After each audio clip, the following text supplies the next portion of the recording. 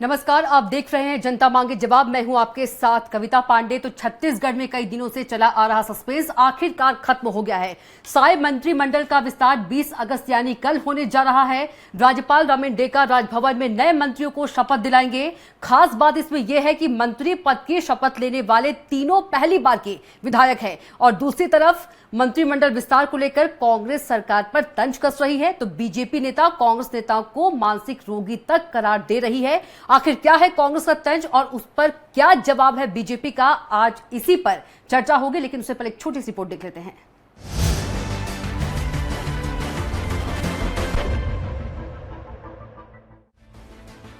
बुधवार को दुर्ग शहर विधायक गजेंद्र यादव, आरंग विधायक गुरु खुशबंत साहिब और अंबिकापुर विधायक राजेश अग्रवाल मंत्री पद की शपथ लेंगे। 3 मंत्रियों की शपथ के साथ ये तय हो गया है कि छत्तीसगढ़ में भी हरियाणा की तर्ज पर अब 14 मंत्री होंगे। साय कैबिनेट में अभी मुख्यमंत्री समेत 11 मंत्री हैं। छत्तीसगढ़ की तरह हरियाणा की विधानसभा में भी 90 विधायक हैं। हरियाणा की बीजेपी सरकार में मुख्यमंत्री समेत 14 मंत्री हैं। लिहाजा हरियाणा के फॉर्मूले को छत्तीसगढ़ में भी लागू करते हुए 3 और मंत्री बनाए जा रहे हैं।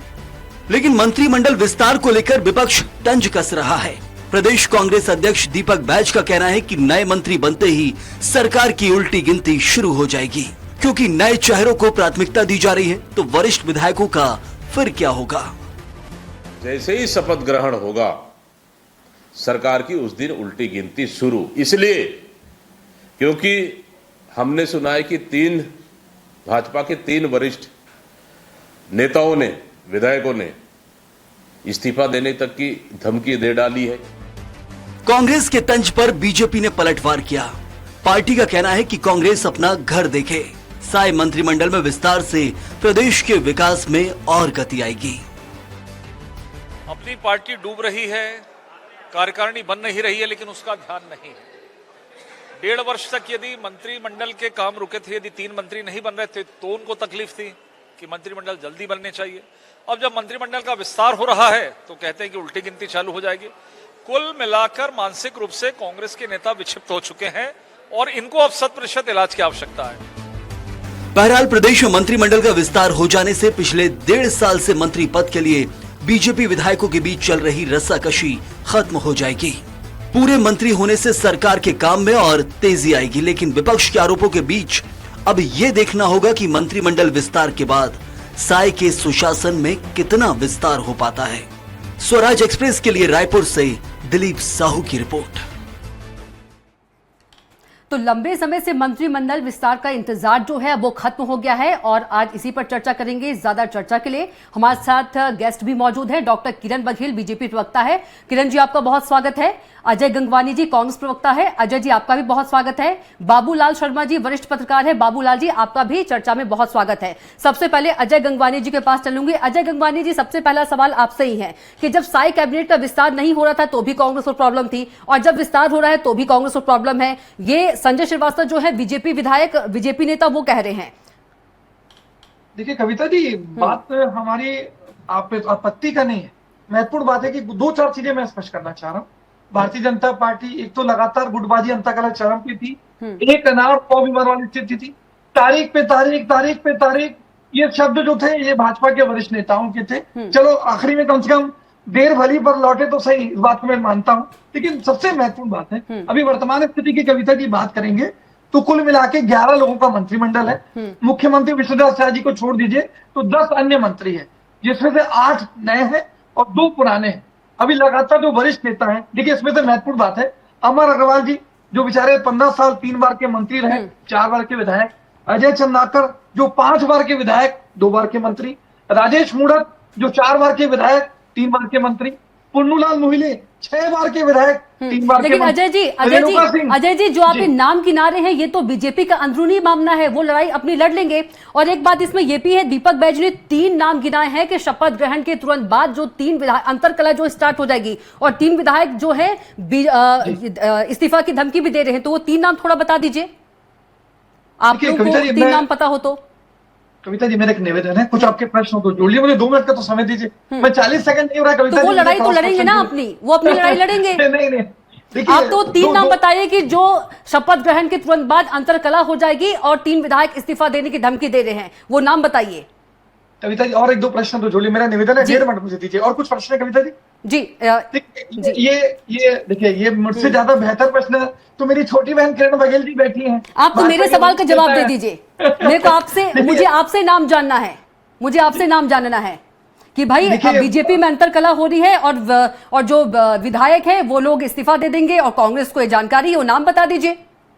देखिए, ये पत्ते खुद भाजपा के नेता खोले तो ज्यादा अच्छा है। देखिए, मीडिया में बहुत सारी जानकारी नहीं, कांग्रेस हमको ने उसको अजय जी, कांग्रेस ने बयान दिया है ना, तो कांग्रेस पत्ता खोले, ये बीजेपी को भी तो पता चले कि भाई वो कौन से देखिए, लोग हैं मैं- जो इस्तीफा दे देखिए, रहे हैं। जी कविता जी, मैं तो छोटा सा कार्य मतलब इन करता लोग हूं, इतने छोटा सा आप लोग प्रवक्ता हूं। अंदरूनी, कांग्रेस इतनी अंदरूनी घुसी है। देखिए, दीपक बैद जी वरिष्ठ हमारे प्रदेश अध्यक्ष है, ये तो आप उनसे पूछना चाहिए। मैं तो छोटा सा प्रवक्ता हूँ कविता जी, मैं अपनी पार्टी का पक्ष रख सकता हूँ। देखिए, मुद्दे पे आ जाओ, आप एक उस पर मत रुकिए, मेरा एक निवेदन है। मैं तो देखिए, मैं पूछना चाहता हूँ, किरण बघेल जी अभी बहुत अच्छी नेता है और अभी ताजा जो नई लिस्ट आई संगठन की, प्रवक्ता जैसी जिम्मेदार पद पे आई है। मैं तो पूछना चाहता हूँ, मुझे 1 मिनट का समय दीजिए। आज देखिए, अपनी वर्तमान स्थिति की बात करेंगे। मैं आपको बात रख रहा था, मेरी बात आपने काट दी। 8 नए 2 पुराने, अभी जो 3 नए बने, तो कुल मिला के वर्तमान स्थिति की बात करेंगे कविता जी, 11 नए मंत्री हैं और 2 पुराने। मतलब अगर रेशियो की बात करेंगे, 85% ऐसे लोग जो कभी मंत्री नहीं रहे, कभी उनको कोई प्रशासनिक अनुभव नहीं रहा, और सिर्फ 2 लोग ऐसे हैं जो विधारे पूर्व थे। मैं तो पूछना चाहता हूं, अमर अग्रवाल 3 बार के मंत्री, 4 बार के विधायक, मौका नहीं देते। अजय चंद्राकर 5 बार के विधायक, 2 बार के मंत्री, कोई मौका नहीं दे रहे। राजेश मूणत 4 बार के विधायक, 3 बार के मंत्री, कोई मौका नहीं। पुन्नूलाल मोहिले 6 बार के विधायक, 3 बार के मंत्री, कोई मौका नहीं। रेणुका सिंह जो बेचारी केंद्रीय मंत्री रही, कोई मौका नहीं। लता हुसैन जो मंत्री रही, लेकिन कोई अजय मौका नहीं। कंगवानी जी, देखिए टाइम बहुत कम होता है, मैं फिर से बोल रही हूँ। कविता जी, मेरा निवेदन है, या तो ठीक है, आप बोल लीजिए, मैं शांत ठीक है। हो जाता हूं। एक पेशेंस तो रखिए ना कविता जी, मेरा निवेदन है, इतना क्यों हड़बड़ा रही हैं आप? देखिए, आखिरी महत्वपूर्ण बात, धर्मलाल कौशिक जो नेता प्रतिपक्ष है, भाजपा के प्रदेश अध्यक्ष है, विधानसभा के अध्यक्ष है, इतनी महती जिम्मेदारियां, ये सारे नेताओं को क्यों साइलेंट कर रहे हैं? मैं तो पूछना चाहता हूँ, संगठन की लेकिन वो लिस्ट तो आई, उनकी पार्टी का अजय निर्णय है चंद्राकर जी ना। मुख्य प्रवक्ता थे, उसको मुख्य प्रवक्ता से हटा दिया गया। मैं तो पूछना चाहता हूँ, देखिए एक महत्वपूर्ण बात कह दूं कविता जी, कोई तो भी बीजेपी पार्टी हो, कह रही है कि चाहे- बीजेपी कह रही है कि आपकी पार्टी डूब रही है, कार्यकारिणी जो है वो नहीं हो रही है और आप लोगों को इलाज की जरूरत है। आप लोगों के यही सब बयान पर बीजेपी जो है पलटवार की है, मुझे तो संजय आश्चर्य श्रीवास्तव हो ने रहा है। पलटवार किया है कि इलाज की जरूरत है कांग्रेस को, कार्यकारिणी आप लोगों की बन नहीं पा रही है। कविता वो जी, तो मैं उनका मामला है कि वो किसको बनाए किसको नहीं बोलने बनाए। देंगे कभी। मैं शांत हो जाता हूँ कविता जी, आप बात कीजिए, मैं 5 मिनट चुपचाप बैठा हूँ, ठीक है, आप अपनी ठीक बात है। कीजिए पूरी। ठीक है, चलिए। बोले नहीं देंगे कविता जी, चलिए मुझे बोलिए। ऐसा लग रहा है कि तो हम किरण जी को मुद्दे पे जितनी बात करें, तकलीफ हमारा है, फोकस एक मुद्दे पे अच्छा तो बात मुद्दा कर रहे। हैं। मैं ये किस पे बात कर रहा हूँ कविता जी, थोड़ा सा तो पेशेंस रखिए कविता जी, मेरा एक निवेदन ठीक है, है। ठीक है। आप वरिष्ठ पत्रकार हैं, जी, जी, एंकर जी। रही हैं, जी। पहले भी आपके साथ बैठा हूँ जी। भाई। किरण जी आपत्ति दर्ज करें तो मैं स्वागत करता हूँ। आपसे कम से कम एंकर है, मैं आपसे उम्मीद नहीं करता हूँ कि कविता जी आप मुझे ये रोकने का मैं प्रयास आपत्ति मैं नहीं कर रही हूँ, आपत्ति संजय श्रीवास्तव ने कहा है, बीजेपी नेता भाई जो मैं उन्होंने कहा बैठा कि ही इलाज की जवाब जरूरत देने है। हूँ। देखिए, मैं ना 7 मिनट से बैठा हूँ आपके साथ, 7 मिनट में मैंने मुश्किल से 1.5 मिनट बोला है और 4.5 मिनट आप बोल देंगे। ठीक है। तो कैसे डिबेट चलेगी कविता जी? ठीक है, बताइए। चलिए तो इम्पोर्टेंट हम बात करें। ठीक है, मेरे 1.5 मिनट तो दीजिए कविता जी, मेरे ठीक है, ठीक है, कंटिन्यू तो प्लीज। पेशेंस रखिए। ठीक है, कंटिन्यू। प्लीज, मेरे एक निवेदन, मैं देखिए बहुत चीज अंडरलाइन करना चाह रहा हूँ। ये कोई भी पॉलिटिकल पार्टी हो, चाहे वो कांग्रेस हो चाहे भाजपा, एक संतुलन, एक समन्वय आवश्यक है। युवाओं का जोश और उत्साह प्लस सीनियर नेताओं का अनुभव और कार्यकुशलता, जब इनका दोनों का कॉम्बिनेशन बैठता है तो वो चाहे संगठन हो चाहे वो मंत्रिमंडल हो, बेहतर कार्य करता है। हमारी आपत्ति सिर्फ इस बात से है कि इतनी बार के जो मंत्री रहे, 5-5, 6-6 बार के विधायक हैं, आप उनको मौका क्यों नहीं दे रही है? आज जो अनुभवहीनता है या जिनको प्रशासनिक अनुभव नहीं है, जिसका हरजाना छतरी की जनता भुगत रही है, कोई भी विभाग। आज तो मैं पूछना चाहता हूं मेरी छोटी बहन से, दिल्ली का आला कमान इन्हीं के 3 मंत्रियों को, स्वास्थ्य मंत्री, महिला बाल विकास मंत्री और एक अन्य मंत्री को बुला के क्लास लेता है कि भैया आप लोग ढंग से कार्यप्रणाली चलाइए, यहाँ पे ढंग से कार्य करिए, ताकि भाजपा की प्रशासनिक कुशलता दिखे और जो छत्तीसगढ़ की आम जनता भुगत रही है उससे बच सके। मैं तो पूछना चाहता हूं कि रिमोट कंट्रोल की सरकार केंद्र शासित प्रदेश आगे कब तक चलाएंगे? सबसे महत्वपूर्ण बात है, किसी भी राज्य के मंत्रिमंडल का विस्तार जो है मुख्यमंत्री का विशेषाधिकार है। आखिर 19 महीने तक आप किसका इंतजार करते रहे? आज भी लगातार देखिए, इतनी बार आप और मैं कम से कम 6वीं बार बैठा हूं, अब मंत्रिमंडल की घोषणा होने वाली है, अब उठने वाली है, क्योंकि कहानी ये था कि 1 अनाड़ और 100 बीमार, सारे वरिष्ठ नेता कुर्ता जैकेट चलवा के तैयारी कर रहे थे कि मेरा नंबर आएगा। ठीक है, मैं तो किरण जी पूछना से ही चाहता आपका हूं। जवाब ले लेते हैं। किरण जी बैठे। किरण जी बार बार सवाल कर रहे हैं कि सारे जो बड़े वरिष्ठ नेता है उनको दरकिनार क्यों किया गया, ये जो पहली बार के विधायक उनको क्यों मौका दिया जा रहा है, इसका आप जवाब दे दीजिए। कविता जी, मैं देख रही थी पिछले पूरे 5 से 7 मिनट से अजय भैया बात कर रहे थे, तो कृपया आप और अजय भैया दोनों पेशेंट्स के साथ मेरी बात, मुझे लगता है 5 से 7 मिनट मुझे भी बोलने का मौका मुझे कहाँ मिला मिलना किरण चाहिए। जी? बिल्कुल भैया, देखिए टाइम बहुत कम होता है। अजय जी, जिस प्रकार अजय जी हमारे मंत्रिमंडल के ऊपर क्वेश्चन उठा रहे थे, वरिष्ठ नेताओं की बात कर रहे थे, तो किस प्रकार आपके समय में सत्यनारायण शर्मा 4 बार के विधायक, उनको दरकिनारा कर दिया गया। धीरेन्द्र साहू अजय जी रुक जाइए, अजय जी एकदम साइलेंट थे आपके समय में, प्लीज रिक्वेस्ट है। चरणदास बहन जी बेचारे, पहले इनको 3 बोले, हम 3 बल्लेबाज थे, कैप्टन हमको बोला गया था कि तो 3 बल्लेबाज अध्यक्ष नहीं अजय जी, एक लोग एक सीएम को चुना जाएगा, बेचारे तीनों। टीएस बाबा पूरे 2.5 साल तक सूट बनाकर अपने अलमारी में रख दिए। आपको उनके सूट की चिंता नहीं है अजय जी, हमारे विधायकों की ज्यादा चिंता है। आपके समय किस प्रकार बृहस्पति सिंह जी ने अपने ही टीएस सिंह पर लगाया था आरोप कि मुझे मारना चाहते हैं। और दूसरी बात, आप जो कह रहे थे इस्तीफे, हमारे विधायक इस्तीफा नहीं देंगे अजय जी। आपके मंत्री टीएस सिंहदेव जी ने इस्तीफा दिया था यह कहकर कि हम गरीबों को आवाज नहीं दे पा रहे हैं, और आपके काबिल मुख्यमंत्री ने इस्तीफा मंजूर भी कर लिया। हमारे अजय जी प्लीज, अजय जी शांति बनाए रखिए। अजय जी सुन लीजिए, आपके समय में क्या होता था, रुद्र गुरु जी टेंडर निकालते थे, पास करते थे।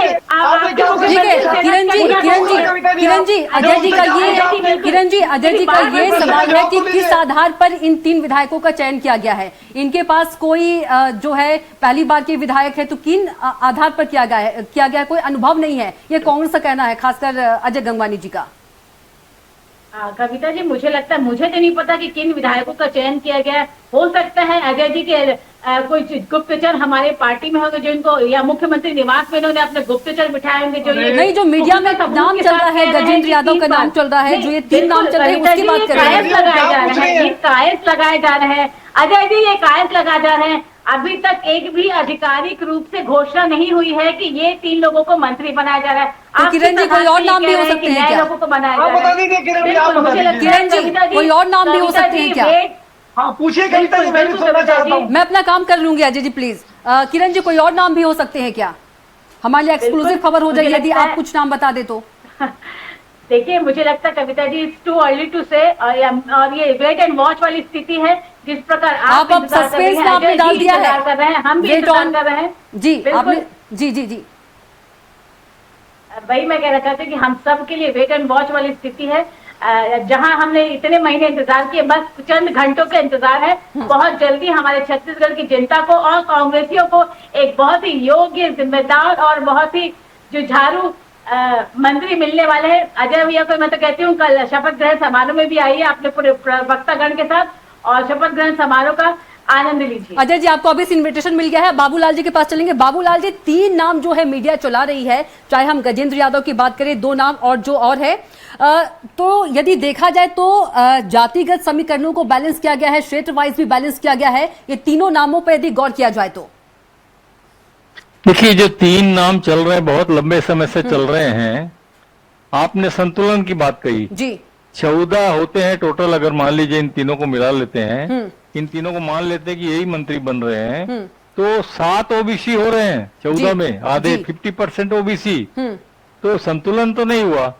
लेकिन एक संदेश इसमें जरूर दिख रहा है कि भारतीय जनता पार्टी ने शायद तय किया है कि ओबीसी बेस्ड चुनाव अगले हम करेंगे, और ओबीसी वर्ग को जो 50% से ज्यादा है हमारे प्रदेश में, उनको साधने का जो प्रयास इनका दिख रहा है, वो मुझे दिखाई दे रहा है। अगर ये 3 लोग मंत्री बनते हैं तो 7 की संख्या ओबीसी की हो जाएगी, और गजेंद्र यादव का बनना लगभग तय है, ये इसमें कोई दो राय नहीं है। उनका नाम रहा है गजेंद्र यादव का। 7 बाकी लोग भले ही बदल जाए, लेकिन गजेंद्र यादव का नाम नहीं बदलेगा। बिहार चुनाव को देखते हुए आप कह रहे हैं? बिहार चुनाव को देखते हुए जी, बिहार चुनाव को देखते हुए गजेंद्र यादव का नाम आप कह रहे हैं? बिहार चुनाव को छोड़िए आप, लेकिन गजेंद्र यादव का आरएसएस बेस्ड है जी। और आरएसएस के कैंडिडेट हैं, उनको हटाना या उनको हिलाना मुश्किल है। इसलिए मैं जी पूरी इसके साथ कह रहा हूं कि गजेंद्र यादव तय हैं आरएसएस का और उसको बैकग्राउंड है। मिलाकर के 7 ओबीसी होंगे तो ओबीसी की ज्यादा संख्या है, संतुलन नहीं है, संतुलन का तो प्रश्न ही नहीं है। 3 आदिवासी, 7 ओबीसी, 2 अनुसूचित जाति और 2 सामान्य, तो ये जो है स्थिति बनाई गई है। ओबीसी तो 7 लोग हो जाते हैं, यादव पहली बार आया है, ये बात आप बिल्कुल सही कह रही है। और लेकिन- यादव वोटों का बिहार में लेकिन प्रभाव बाबूलाल जी, है। मैं ये 3 नामों की बात कर रही हूँ, 3 नामों की बात कर रही हूँ, जो कि एक एससी से आते हैं, एक पिछड़ा से आते हैं और एक सामान्य से आते हैं। जो नाम मीडिया चला रही है कि कल वो विधायक जो है मंत्री पद की शपथ ले सकते हैं, तो इसके बारे में मैं कह रही हूँ कि जाति समीकरण और क्षेत्र को भी बैलेंस किया गया है। इन तीनों कहाँ बैलेंस हुआ? आप कैसे कह रहे हैं बैलेंस हुआ? भाई उनको मिला के 7 ओबीसी हो रहे, बैलेंस कहाँ हुआ? संतुलन कहाँ हुआ? आप कैसे बोल रही है? 6 तो पहले से है ओबीसी, एक और आगे यादव तो 7 हो गए, 7 हो गए। 14 में 7 हो जाएंगे। कहाँ बैलेंस हुआ? संतुलन बनाने का प्रयास नहीं है। ये बिहार की राजनीति को प्रभावित करने के लिए यादव को लेना था, इसलिए लिया जा रहा है। निश्चित रूप से जो है ये प्रयास जरूर दिख रहा है इसमें, लेकिन ओबीसी की संख्या ज्यादा होने की वजह से निश्चित रूप से 50%, 14 में 7, तो वो लग रहा है कि हमारा जो प्रदेश की जो भारतीय जनता पार्टी है वो अगला चुनाव जो है वो ओबीसी बेस्ड लड़ना चाहती है, वो ओबीसी को प्रभावित करेगी, प्रयास करेगी कि ओबीसी प्रभावित हो, तो उसके लिए उन्होंने 7 ओबीसी दिए हैं और सब एक से एक बढ़कर है जो भी है। जी बिल्कुल। अजय जी।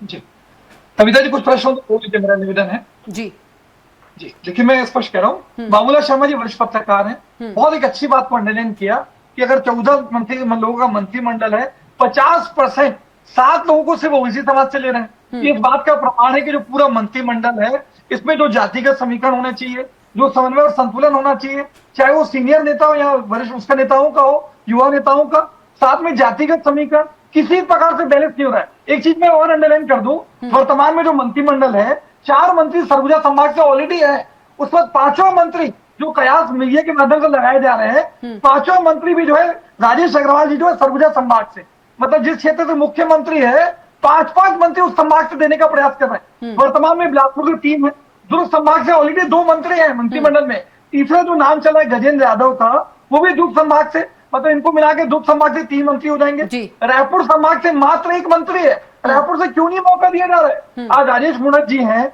बाकी लोगों को क्यों मौका नहीं दिया जा रहा है? मैं चाहता हूं कोई मंत्रिमंडल अगर बने, सारे क्षेत्रों को पर्याप्त उनको बैलेंस रहे, सब लोगों को अनुभव मिले, ताकि संतुलित रहेगी तो बेहतर प्रयास होंगे, सारे क्षेत्रों को प्राथमिकता मिलेगी। हमारी आपत्ति सिर्फ इस बात से है कि चाहे वो संगठन का भी जो टीम घोषित हुई, जो वर्तमान मंत्रिमंडल के जो कयास लगाए जा रहे हैं, ये सारे वरिष्ठ नेताओं को साइलेंट कर रहे हैं। खुशामद करने वाले या चापलूसी करने वाले लोगों को न केवल संगठन में, वर्तमान मंत्रिमंडल में प्राथमिकता मिल रही है, तो लेकिन लगातार हम देख रहे हैं, पहले हमने देखा मैनपुर में अभी प्रशिक्षण दिया गया, अहमदाबाद आईआईएम में प्रशिक्षण दिया गया। ये प्रशिक्षण की आवश्यकता क्यों पड़ रही है? क्योंकि सारे मंत्री जो है वो नए हैं, उनको कोई प्रासंगिक अनुभव नहीं है, जिसका हरदाना लगातार छत्र की आम जनता भुगत रही है। हम आपत्ति इस बात से उठा रहे हैं, आप क्यों साइलेंट कर रहे हैं? ये दिखता है कि पार्टी में डिफरेंस, कैडर बेस्ड पार्टी, अनुशासनात्मक पार्टियों ने जो राजनीतिक ढोंग कर रहे हैं, ये दिख रहा है कि अधिनायकधारी है, रिमोट कंट्रोल की सरकार चल रही है दिल्ली से। ठीक है, आपका कहने का मतलब है कि अनुभवी नेताओं को जिम्मेदारी दी जाए। किरण जी, अजय जी की आपत्ति यह है कि जो अनुभवी नेता है उनको जिम्मेदारी दी जाए ताकि वो अच्छे ढंग से काम कर सके अपने अनुभव के आधार पर। मैंने कहा ना, जब इनसे मैंने इनसे धीरेन्द्र साहू जी के बारे में, सत्यनारायण शर्मा जी के बारे में पूछा तो ये जवाब लगे हैं दूसरे। अजय जी सुन लीजिए, अजय जी आपको बराबर का मौका मिला। जी किरण जी प्लीज। चुपचाप सुनती हूँ, अजय जी सुनने की हिम्मत रखिए।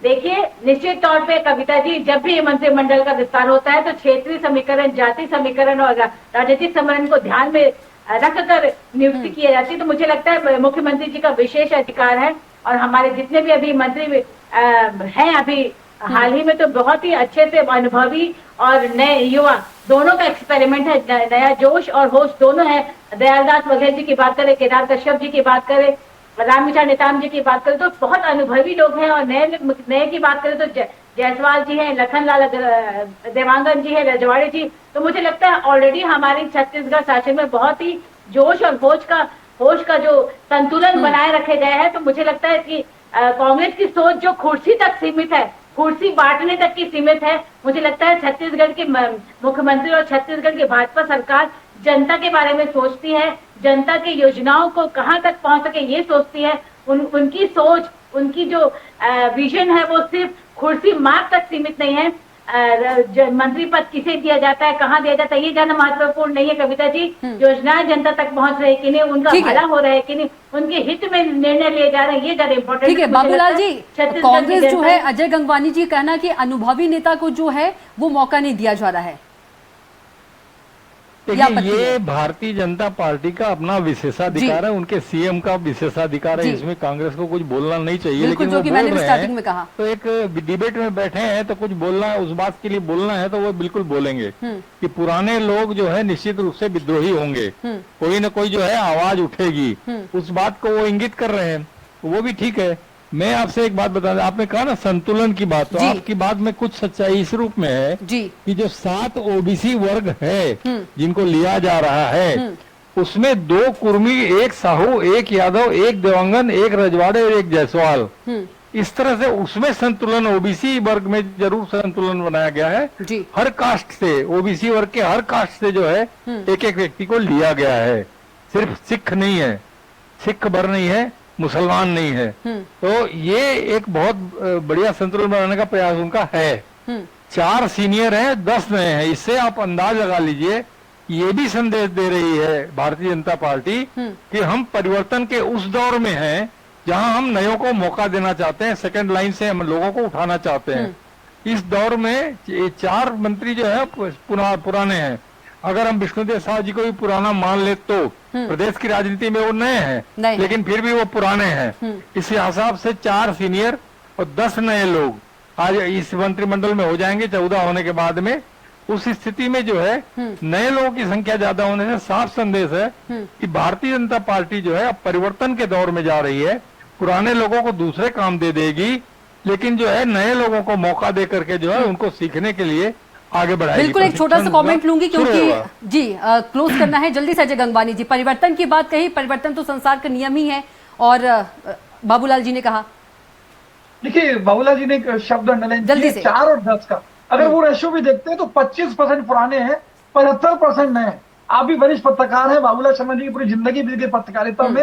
संतुलन का मतलब होता है 50-50, 40-60, आसपास तो 75% सीनियर नेताओं को आप बाहर कर दे रहे हैं। मैं तो पूछना चाहता हूँ बाबूलाल जी से, मेरा स्पष्ट प्रश्न है, क्या अमर अग्रवाल लायक नहीं है, क्या अजय चंद्राकर लायक नहीं है? लेकिन अजय जी बार बार अजय जी उनका अंदरूनी मामला है ना, ये आप समझिए, उनका अंदरूनी मामला है, वो तो पार्टी डिसाइड करेगी ना, कविता जी। मैं कांग्रेस थोड़ी डिसाइड करेगी। देखिए 2 चीजें, आपका कोई, आपकी पार्टी का कोई जो निर्णय है अदर पार्टी करेगी क्या, कि बीजेपी करेगी? कौन करेगा? आप लोग करेंगे ना, आपका अधिकारी करेंगे ना। समर्थन करते हैं कविता इस बात का समर्थन करते हैं, अच्छा वो बाहर कर दिए, आप एक शब्द बोल दीजिए। चलिए मैं लगातार, मेरे शुरू से ना 20 मिनट से बहस करें आप मेरे से, आप आज खुद इस बात को अंडरलाइन कर दीजिए कि भाजपा का निर्णय बहुत अच्छा है, सारे वरिष्ठ नेता को निकाल के बाहर कर दिए, ये निर्णय सही लग रहा है, आप यस और नो बोल दीजिए। अरे भाई, बड़े वरिष्ठ पत्रकार है बाबूलाल जी, बोल दीजिए। कविता जी उसको तो साहस नहीं, आप बोल दीजिए। चलिए अजय चंद्राकर को बाहर कर दिए, अमरवाल को बाहर कर दिए, सारे नेताओं को बाहर कर दिए, उचित निर्णय है, यस और नो बोलिए। अजय जी जो आप नाम ले रहे हैं सब आपके संपर्क में है क्या? मेरे को इच्छा बता दीजिए ना। आप भैया जो 15 साल से मंत्री हैं, पार्टी का निर्णय है, पार्टी का अंदरूनी मामला है, बोल दीजिए ना आप किसका। ठीक है, ठीक है, ठीक है, वक्त की कमी है, क्लोज करना होगा, क्लोज करना होगा। किरण जी आपका भी बहुत धन्यवाद, अजय गंगवानी जी आपका भी बहुत धन्यवाद, बाबूलाल जी आपका भी बहुत धन्यवाद। तो मंत्रिमंडल विस्तार का इंतजार जो है वो खत्म हो गया है, लेकिन इस मामले में लगातार जो कांग्रेस है आपत्ति जता रही है, तो वहीं पर जो बीजेपी है इलाज की आवश्यकता कांग्रेस पर ठहरा रही है। जनता मांगे जवाब, इतना ही। आप देखते रहिए स्वराज एक्सप्रेस। नमस्कार।